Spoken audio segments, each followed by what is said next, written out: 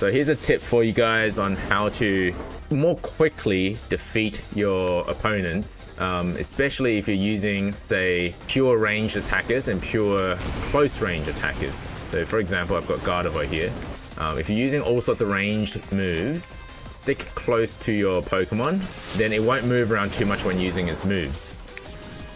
On the other hand, if you move around a lot like this, if I'm moving away as Gardevoir is unleashing the next move, it needs to walk over to another location before it can use the next move.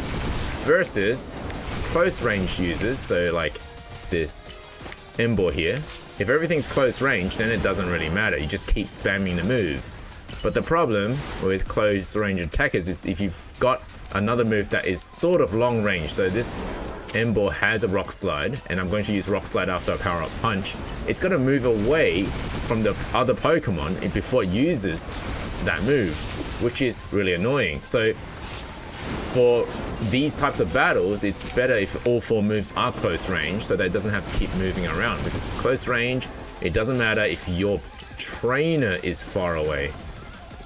Like this, but if you add a long range move like this with Rock Slide, well then that becomes a problem, because it has to move away towards the trainer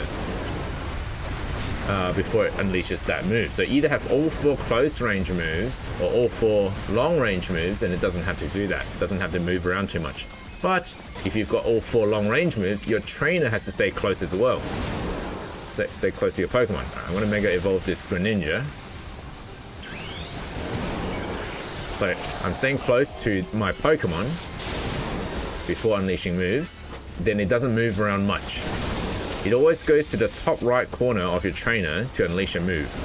So if you can keep it around that area, then it doesn't have to move around much. But if I'm moving around a lot in fear of dying, then my Pokemon also has to move with me like this before using a move. So here, it's got to go to that little circle on the ground in order to use its next move, which can take up a lot of time.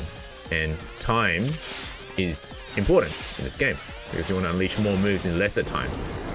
Ignoring cooldowns, that is. If, of course, you've got cooldown issues, that's a problem. So I'm going to stay close to my Pokemon.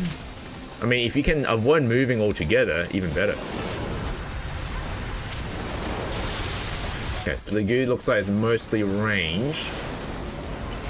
With 1 AoE close range, and Giga Drain is also close range.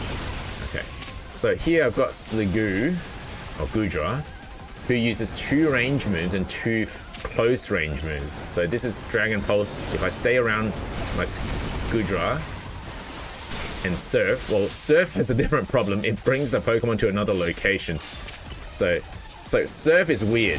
Surf takes the Pokemon away, so then it's got to come back before I can land another move. So I guess I can use Surf and then close range move. So I guess there are some exceptions to the rule. Surf moves a Pokemon towards the other Pokemon, then you can use your close range moves.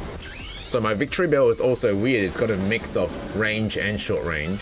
So this is short range, and then this is a range move, so it has to move to another location closer to the trainer.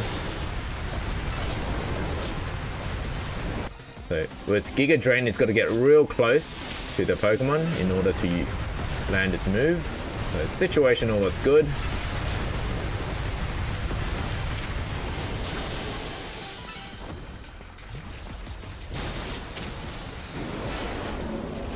So again, I'm switching between range and close range, which is very annoying for Victory Bell because it has to keep moving around to different spots. When Tita does this, it's best to go for range moves. I guess the most annoying thing about ranged attacks in these types of battles is that don't expect the Pokemon to use the range move where it's standing. Expect it to use it near you to trigger the actual attack.